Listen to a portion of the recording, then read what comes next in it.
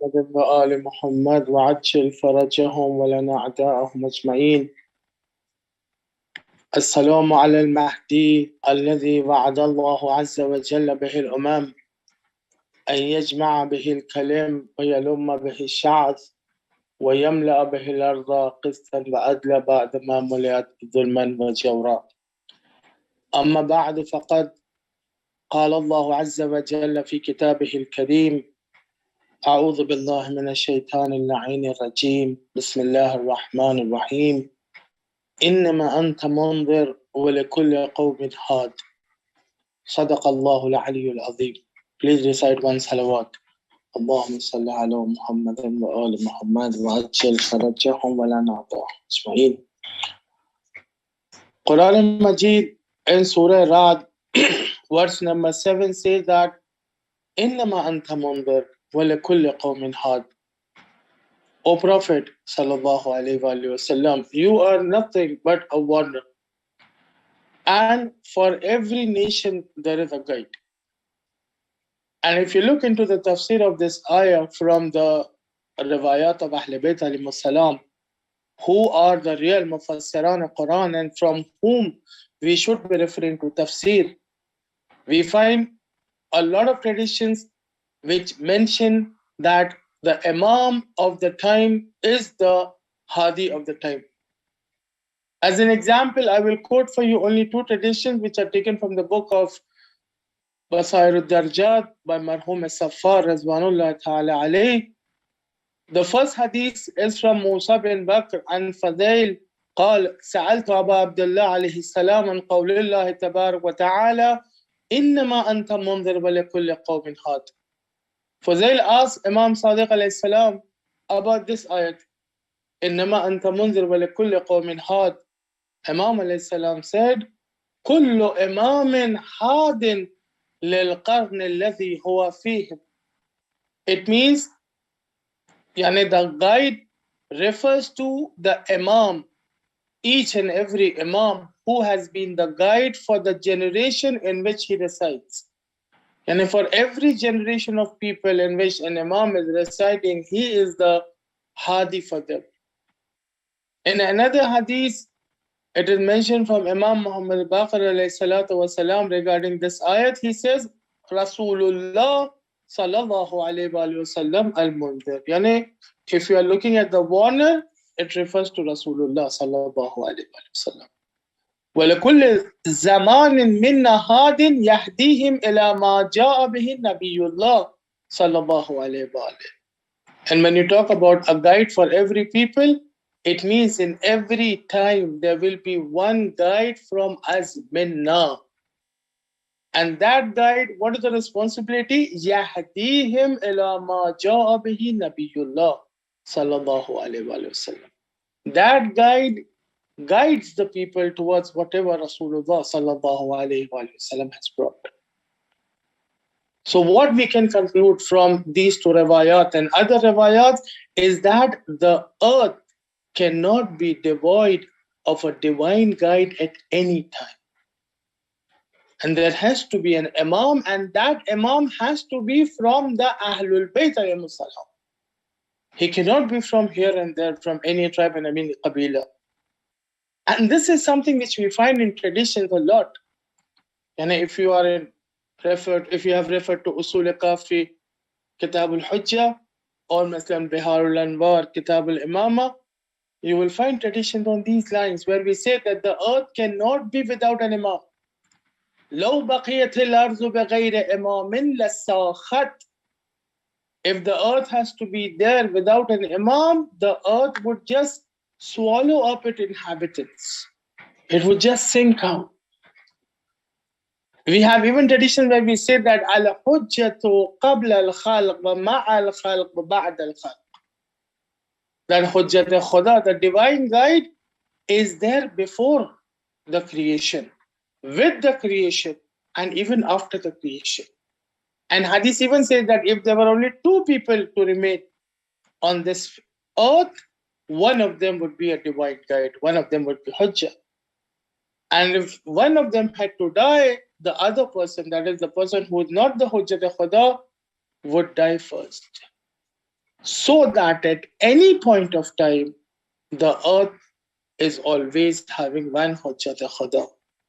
And people who need guidance, people who need solutions, people who need deliverance would always find them in the Hujjat Khuda. So with this, we established that there has to be a divine guide at all times. So now let us see who is the divine guide of this time, who is the Imam of this time. As we are aware that the main criterion for Imamat is Nas. We say that Imam has to be mansoos bin Allah. He has to be appointed by Allah Azza wa Jal. This appointment cannot be done by anybody else. It is not with the people. It is not even with the other guys. It is with Allah Azza wa Jal. Allah appoints. Quran says, وَرَبُّكَ يَخْلُقُ مَا يَشَاءُ وَيَخْتَارُ. Your Lord creates whomsoever He wants. He appoints. It is only that the appointment is communicated by the guides. The appointment is communicated by the Hujjah. Rasulullah sallallahu alayhi wa sallam expressed it clearly to everybody who are the divine guides after him, who are the Imams. And you find that not in one, but in many traditions that Rasulullah sallallahu alayhi wa sallam has specified that there will be 12 guides after me. 12 Imam, 12 Khalifa, 12 Amir, different words have been used. 12. And in many of the traditions, which is not only in our books, but also in the books of others, we find that there is a clear mention of each of the Imams. In some cases, it is a very ijmali description, like after me will be 12 guys, the first of them will be Amir al-Mu'mineen alayhi salam, and the last one will be the Mahdi of this Ummah alayhi salatu wassalam. But in some other traditions, we have found names being mentioned, names. And this is again one mu'jiza, one ilm ghaib of Rasulullah sallallahu alayhi wa sallam, that he has mentioned the names of the Imams. The 12 Imams who have to come after him, even though in his time there were 3 Imams who were present, like Amir al-Mu'mineen alayhi salam was there, Imam Hassan and Imam Hussain alayhi salam were there. But then he mentioned the 12 Imams. And this is not only with Rasulullah sallallahu alayhi wa sallam, it was with the other Imams also, where they sequentially mention who is the Imam to come after them, and then who is the next Imam and who is the next Imam. And that is why it was very clear even to the enemies that Hazrat Mahdi ajalallahu ta'ala farajuhu sharif will be born from the loins of Hazrat Imam Hassan Askari alayhi salam. Because every Imam has clearly mentioned who will be the Imam after him. And if the Ravi was to ask him, okay, who will be the Imam after that Imam and that Imam would continue with the chain. So it is very clear that the Imam of today is none other than the son of Hazrat Imam Hassan Askari alayhi salam, yani Hazrat Imam Mahdi ajallallahu ta'ala farajuhu sharif. And we find many riwayat which are on these lines. And all these prophecies, all these forecasts came out to be true. And whatever the Imams had said, that these will be the Imams after me and after me and after me, exactly the same thing happened. Exactly the same thing. And because they speak from the knowledge which is coming from divine will. Hence, their words, whatever they mention regarding the coming of the prophets, of the coming of the Imams, definitely it came true. Now, if we have to know more about the Imam of our time, we have it from 2 aspects. One is from the aspect of history. That is, okay, Imam Mahdi ajalallahu ta'ala farajuhu sharif. The name is the same name as Rasulullah sallallahu alayhi wa sallam. Because riwayat says that in his ghaibat, one should not take his name.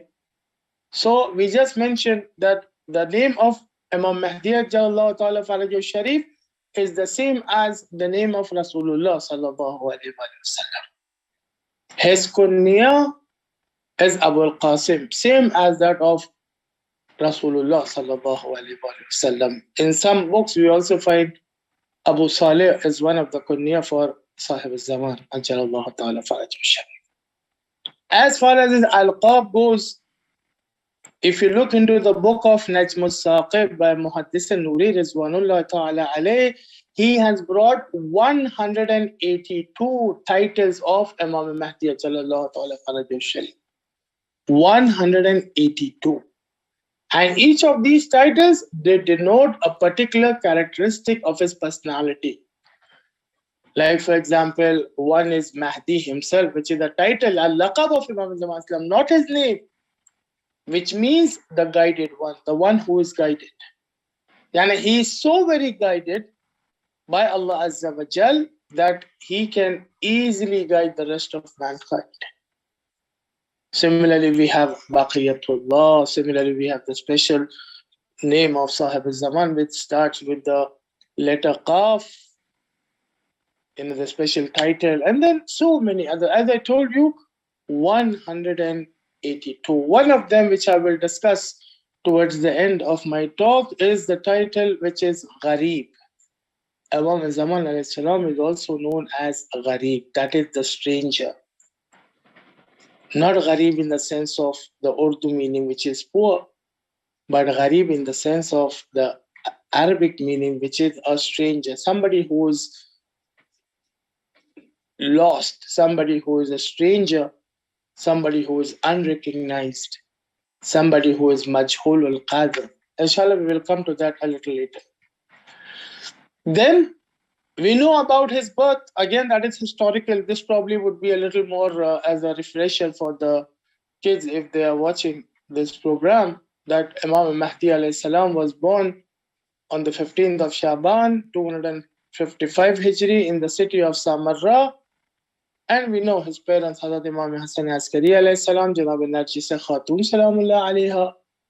In the 5 years while he was with his respected father, Imam Mahdi alayhi salam was mostly hidden by his father. And that was also a very big challenge for Imam Hassan Askari alayhi salam. That at one point of time, he had to convey to people that a son has been born to him, so that they know that who is the Imam after him. At the same time, he has to hide his son and the news of his son from the enemies. Otherwise, they would track him and probably try to kill him. So he had to balance the two, and which he did that very, very, very beautifully. That the message was conveyed to the Shias through the trusted agents that a son has been born to Imam Hassan Askari alayhi salam, and he even showed Imam Mahdi alayhi salam to very few loyal companions. And not only he showed them, but some of the questions were answered by Imam Zaman alayhi salam himself at that tender age of 3 or 4 years, which was a proof. Like we know the whole tafsir of Qaf, Ha, Ya, Ain, Sad, which Imam Zaman Islam has explained. And if you see the starting of Mikyal, volume 1, in the initial part, there is a full discussion on a lot of questions which were presented before Imam Hassan Askari alayhi salam, and Imam Zaman alayhi salam answered them. And then Imam alayhi salam said, this is a good enough proof for you to know who is your master after Imam Hassan Askari alayhi salam. So in the first 5 years, he was not very much exposed to the masses by Imam Hassan Askari alayhi salam for the very obvious maslahat of protection. And then when Imam Hassan Askari alayhi salam was shaheed in the year 260 Hijri, Imam Mahdi alayhi salam went into Ghaibat al-Sughra as per the will of Allah Azza wa Jal. And in this Ghaibat al-Sughra, he had 4 Naib Khas, very famous personalities, very trusted Shias. Janab Osman ibn Sa'id al-Amri, Rizwanullah ta'ala alayh, Janab Muhammad ibn Osman ibn Sa'id al-Amri, Rizwanullah ta'ala alayh, Janab Hussein ibn Rawh al-Bakhti, Rizwanullah ta'ala alayh, and Janab Ali ibn Muhammad al-Saymuri, Rizwanullah ta'ala alayh. And they used to act as the medium between the Imam and the people until 329. In some of the books, we find 15 Shaban 329. In some of the books, we find 10th Shawwal 329. That is the demise of the fourth Naib Khas, where Imam Zaman alayhi salam, 6 days before his demise, he gave him one tawqi and he mentioned that now it will be Ghaibat at-Tamma, which we call as Ghaibat al-Kubra. So Ghaibat at-Tamma would be there, and there is no special deputyship now after the fourth deputy. And then Imam alayhi salam went into Ghaibat, and now he is in Ghaibat. These are all aspects of history which we should know, and it is good. But that is only one dimension, and that is something which is probably even known to his enemies and even those who do not accept him as an Imam. What we should be knowing is a lot more than this. And if you had to know the Imam of your time, on one aspect, yes, historical facts do help. On the other hand, you also have to be very clear about what is the position of Imam.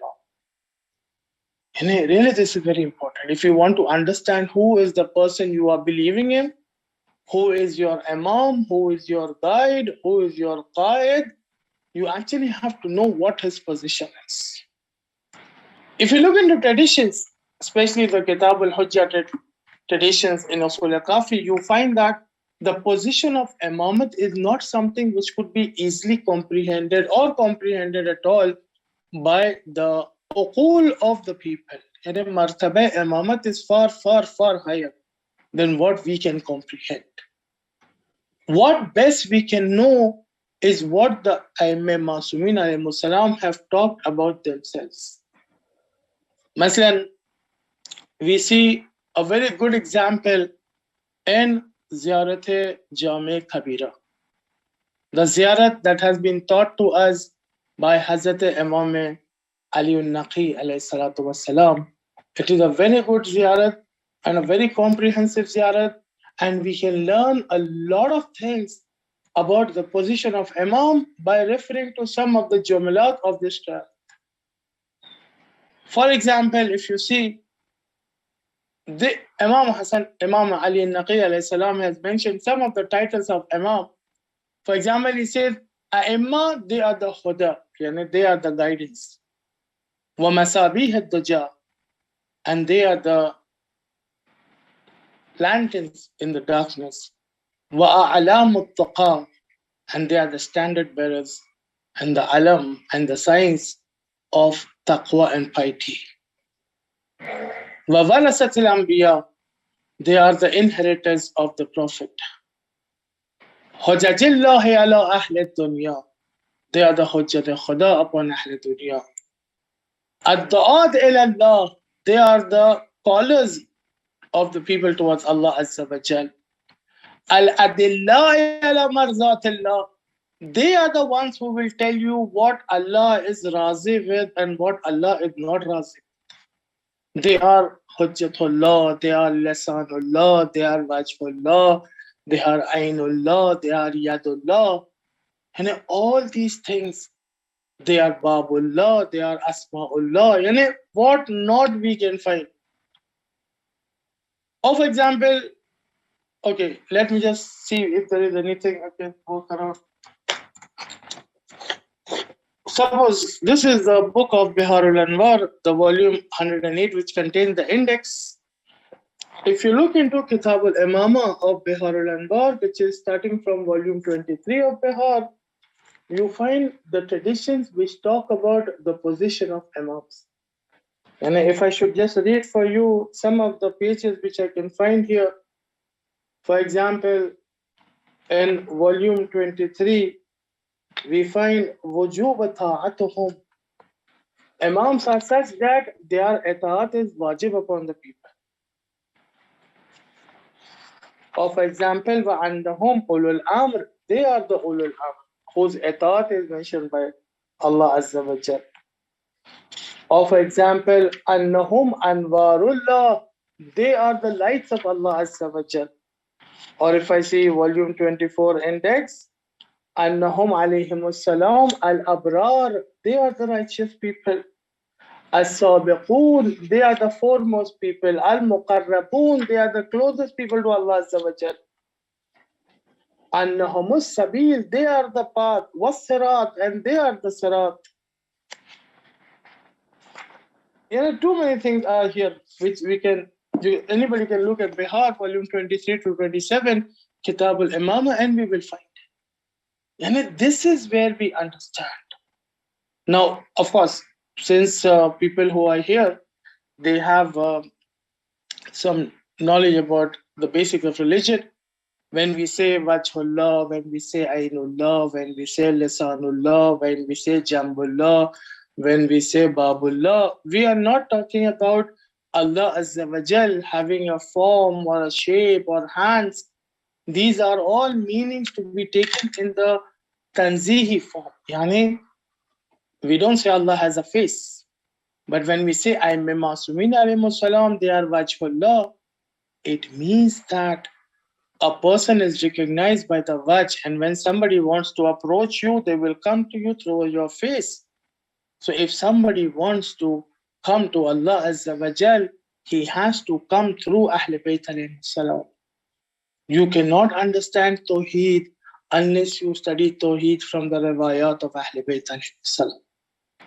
Similarly for Ainullah, they are the eyes of Allah, means they are the ones who look at what the people are doing, and they are the witnesses for Allah Azza wa Jal. Similarly, Yadullah, they are the hands of Allah. It means so many of the works which have to be done back to the creation, Allah carries them out at their hands. One of them, for example, is distribution of rest. Allah gives rest to the ibad at the hands of Imam Masumin alayhi salam. So these are some of the things which we should be able to understand.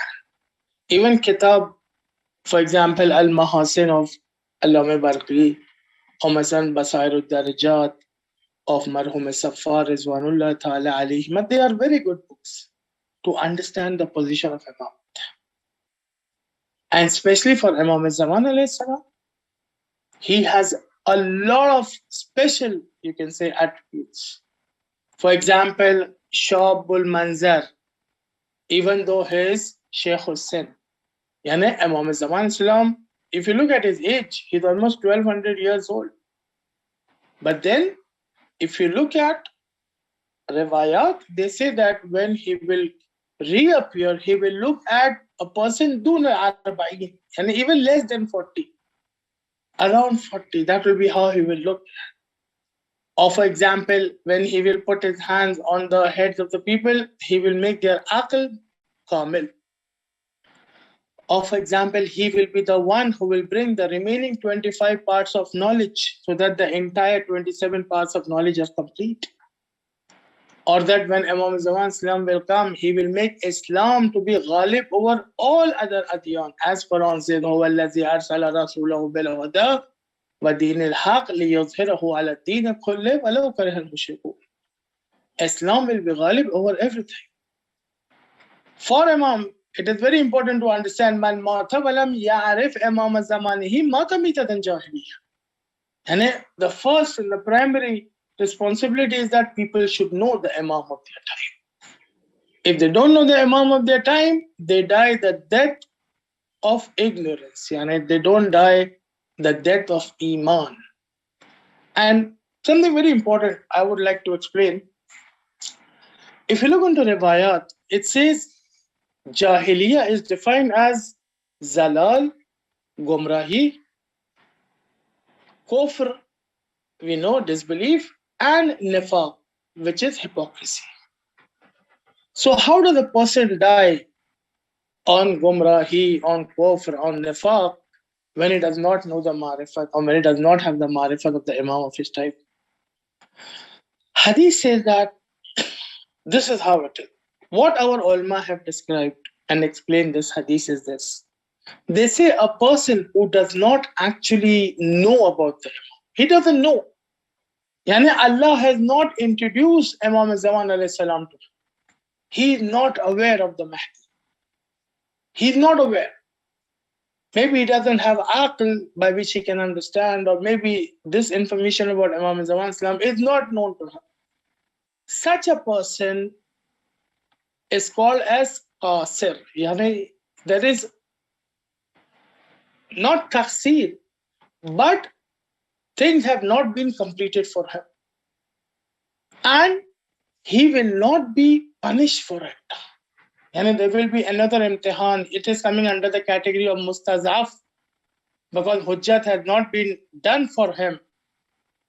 But anyhow, he is mahroom from Imam. Like he doesn't believe in the Imam because he doesn't know about him.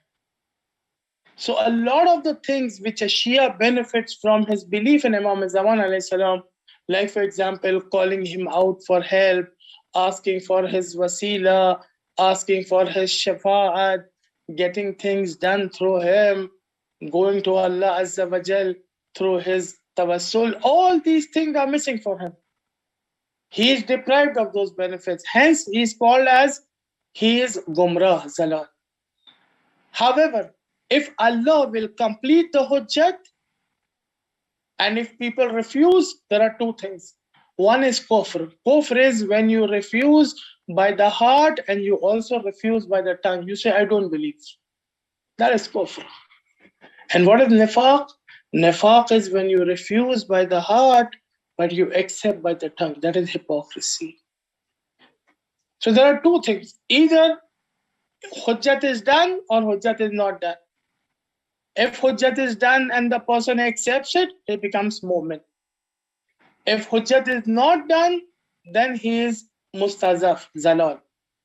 If hujjat is done and the person does not accept, then he is either kafir or he is munafiq, depending on whether he accepts it by mouth or he rejects it by mouth either.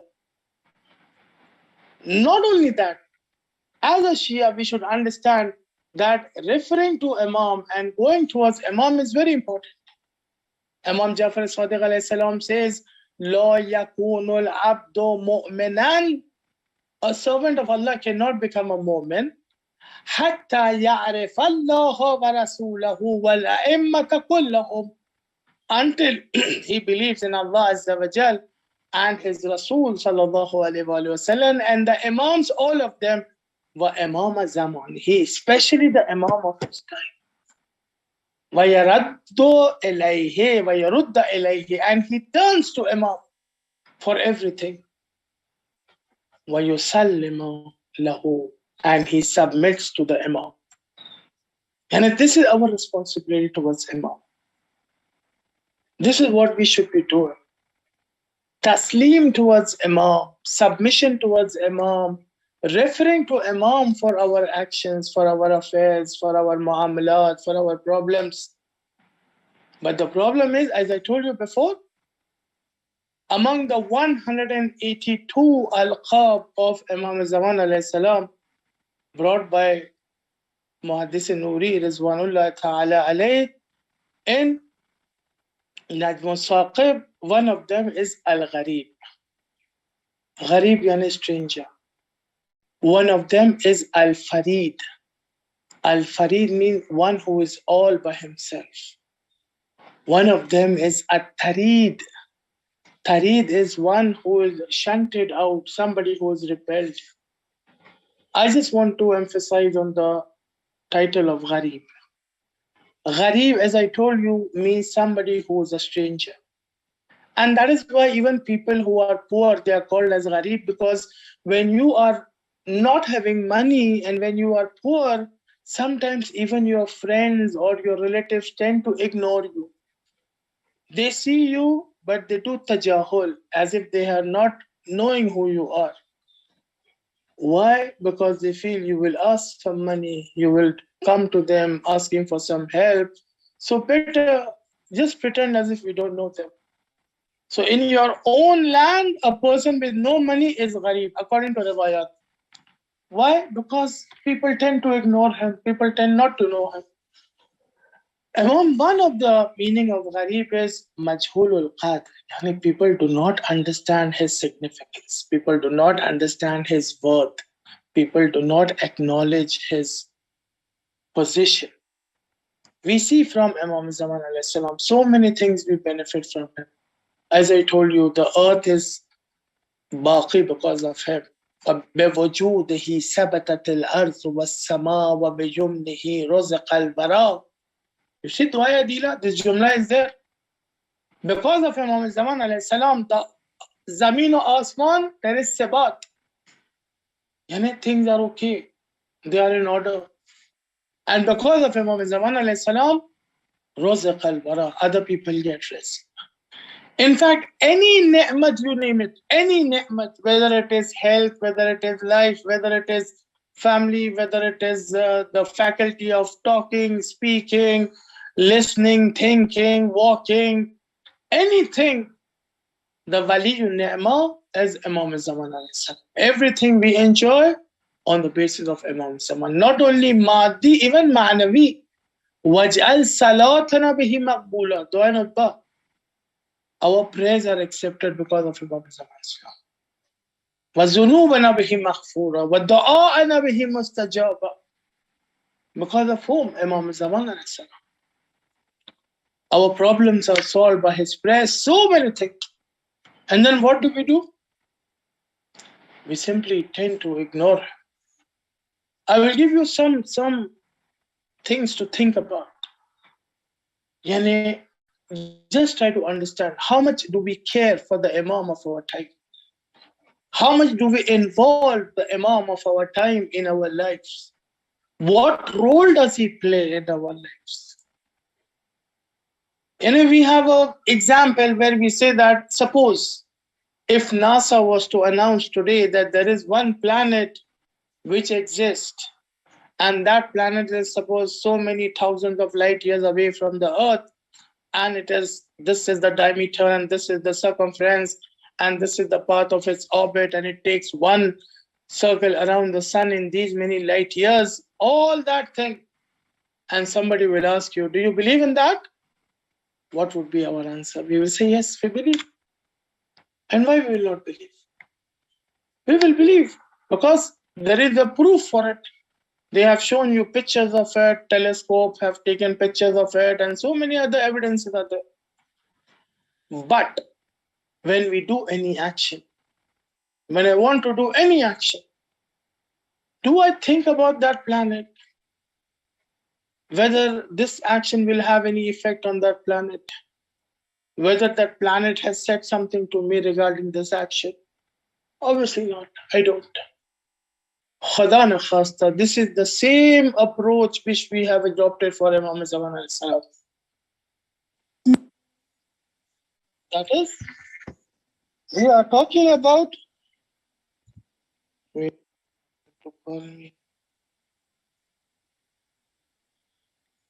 we are talking about. Am I audible? Are you able to hear me?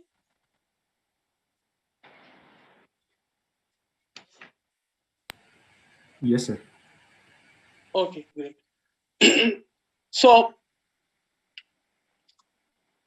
it should not happen that when I want to do any action, I simply ignore Imam Zaman Islam, just like the planet. I don't bother whether Imam Zaman Islam has commanded me to do that action or he has not commanded me to do that action. He has told me to keep away from it, and whether that action will have any effect on Imam Zaman Islam. I live my life independent of Imam Zaman Islam. Independent. I accept him to be there and I don't deny him. He is there. He is the Imam. But in my life, Imam Zaman Islam has no role. I work independent of him. When I do an action, I see what is good for me and I do it. I'm not much bothered about how it impacts Imam Zaman Islam. Is that the correct approach? No. Because certainly Imam Zaman Islam is impacted by our actions. He has told us certain things to do. فَالْمَعْرُوفُ مَا أَمَرْتُمْ بِهِ. We recite in Ziyarati Al-Yasin. وَالْمُنْكَرُ مَا نَهَيْتُمْ عَنْهُ. There are certain things which we have to do as commanded by Imam Masumin alayhi salam. There are certain things which we have to keep away from as commanded by Imam Masumin alayhi salam. Imam Zaman Islam himself says, فَمَا يَحْبِسُنَا عَنْهُمْ. Nothing keeps us away from our Shias. إِلَّا مَا يَتَّصِلُ بِنَا. Except those news which come to us مما نكرهه, which we dislike, ولا نؤثره منهم, and which we do not expect from them. So our actions play a role whether Imam Zaman comes to us or he becomes away from us. They have a role to play. Imam Zaman has himself ordered, فَلْيَعْمَلْ كُلُّ امْرِئٍ بِكُمْ. Every one of you should do those actions بِمَا يُقَرِّبُ بِهِ مِنْ مَحَبَّتِنَا, through which he becomes closer to our love. وَلْيَتَجَنَّبْ مَا يُدْنِيهِ مِنْ كَرَاهِيَتِنَا وَسَخَطِنَا. And he should keep away from those actions which we detest and which is a cause of our anger and hatred. We don't like it. Don't do it. So involve Imam Zaman in your lives.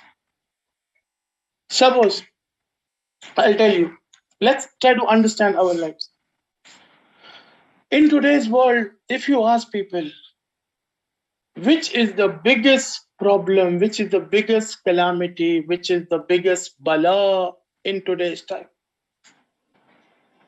Out of 100 people, 90% of the people, especially even I'm talking about the Shias. Our problem is not with others. I'm talking about the Shias. आप अगर शियों से पूछें कि आज के सबसे बड़ा मसला क्या है, सबसे बड़ी मुसीबत कौन सी है, सबसे बड़ी परेशानी क्या चीज है, सबसे बड़ी आफत, सबसे बड़ी बला क्या है, 90 out of 100 Shias will tell you Corona. Corona सबसे बड़ा मुश्किल, कोरोना सबसे बड़ी परेशानी, कोरोना सबसे बड़ी तकलीफ कोरोना की. Of course, Corona is one afat, one mushkil, one ibtila, everything is there. But is it the biggest? The biggest problem of today, the biggest misfortune of today, the biggest calamity that we are encountering today is ghaibat of Imam Zaman alayhi salam. But people are not feeling it. And hence they don't talk about it because they don't feel this is a ghaibat. This ghaibat is a bala. They don't feel this is mahrumiyat. This is where things have to change. People have to think. We have to bring Imam Zaman alayhi salam in our lives. I'll give you one more example. Suppose you see two Shias. One of them is very good in faith. Yani his iman, mashallah, very kamil, mukammal. But in terms of his body, he has diseases, there are problems, some sores, some pus oozing out from his wound, some problems. And there is another Shia who is physically, mashallah, very sound, but he's just a Shia by name. Yani, he's born in a Shia family, hence he's a Shia. Nothing about religion, no faith, nothing, but yes, Shia. Tell me something. If one has to work on someone of the two of them, and one has to pity the two of them and say, oh, he needs help, and he needs help real quick, who is the one who really needs help very quick? Who is in more need of help? Whom you should be helping first? 90 out of 100 will say the Shia who is having a physical problem. His body is having issues and there are wounds and there are other problems with him. Take him to the doctor, heal him first. He is more in inquiry. Whereas the reality is the person who is more in need of help is the one who is not having proper faith. Our problem is we have lost the direction of thinking. The first and the most important thing is faith. If a person does not have faith, then even with a sound body, it will be of not much of a use than a person who has full faith, but he has a body which is having sickness and ailments and so many other things. But then people have to realize this. Or for example, somebody comes and tells us, oh, one more day has passed, Imam Zaman alayhi salam has not reappeared. Of course, we will feel sad that yes, one more day has passed, because every day when we get up, we do dua that inshallah today should be the day of zuhur of Imam Zaman alayhi salam. Every evening when we go to sleep, we again have this sense of sadness that one more day has passed and Imam Zaman salam has not yet come. But we still with the qada and qadar of Allah Azza wa Jal, we are razi. We don't argue with Allah Azza wa Jal, and we don't show discontent with that. But we feel sad. So this is one sadness. On the other hand, if somebody comes and tells us that, oh, the currency which you are having, for example, that currency has been highly devalued, maybe 20%, 25%. So your effective salary, for example, people who pay money back home, is 25% less.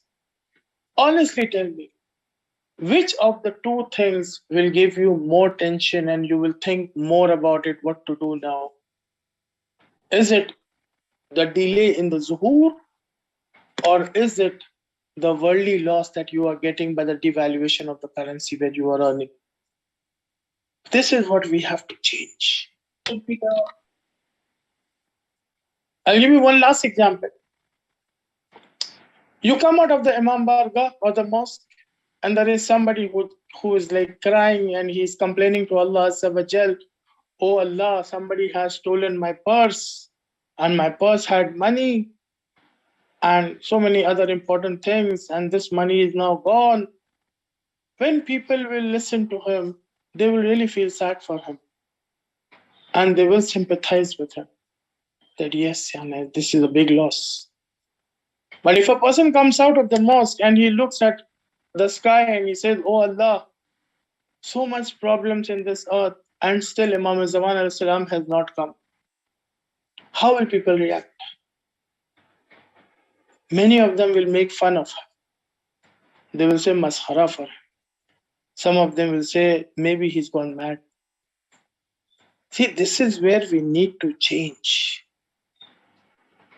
We need to bring Imam Zaman alayhi salam in our lives. Our life should be such that we should be able to bring Imam Zaman salam inside. Our house environment should be such that should Imam Zaman salam knock at the door, I should easily say, come in, Sayyidi. I should not say, wait, let me remove some of the things from my house before I call you in. Even for our kids, when we send them to the school and everything, we are more concerned about their progress in academics. We should also be equally concerned about some of the things that they are involved in. Is it something which Imam Zaman Islam likes, or maybe he does not like? And that is why we try to become more and more close to Imam Zaman Islam. Proximity to Imam Zaman Islam can be attained by taqwa, a person keeping away from sins. That is doing what is wajib, keeping away from haram. That is the minimum he should do. Do the wajib, keep away from haram. And he should go one step ahead. Go for the mustahabbat and keep away from makruhat. And then maybe go one step ahead, go towards wara. Keep away from sins. Whenever you see a sign of sin, whenever you feel there is a chance that you will fall into sin, stop. Al-wuquf in the shubhat. Whenever you are in doubt, don't proceed. Just stop. All these things will make us close to Imam. Feel the absence of Imam Zaman Islam in our lives. Remember, so many problems which we are facing is because Imam Zaman Islam is in ghaibat. And being in lockdown, we have experienced what it is to be alone. Okay, physically we may not be able to meet some of our friends and near and dear ones, but still we are in touch with them through other means of communication. But feel the pain of Imam Zaman. Think about Imam Zaman. Think about his life, how he lives. Think about how he must be missing his Shias. Think about how it must be on him when he hears that the Shias are being martyred, the Shias are being tortured, the Shias are being exiled, the Shias are being taken into prison, and so many other musibat coming upon the Shias. And then try your best. Whenever you send salawat, say wa'ajjil farajahum. Pray for zuhur of Imam Zaman. Aksiru du'a bita'ajjil al-faraj. And try and make a determination that 15 Shaban, inshallah, I will try my best not to hurt Imam Zaman alayhi salam intentionally. And if I realize that I'm doing something wrong, and if Allah gives me this tawfiq of understanding that this is something which will definitely hurt my Imam, then let me keep away from it. Inshallah, with these things, we will try to become more and more closer to Imam Zaman alayhi salam. I hope these tadakkurat, which was first for myself, will definitely strike a chord with some of us, and certain things, inshallah, we will definitely change in our lives. With this small message, I would take your leave, and I would only end with praying for the تعجيل of Zuhur of Sahib al-Zaman. اللهم عجل لوليك الفرج وجل من أنصاره وأعوانه وآخر دعوانا أن الحمد لله رب العالمين وصلى الله على محمد وآله الطيبين الطاهرين. Please recite one salawat with that وعجل فرجهم. اللهم صل على محمد وآل محمد وعجل فرجهم. التماس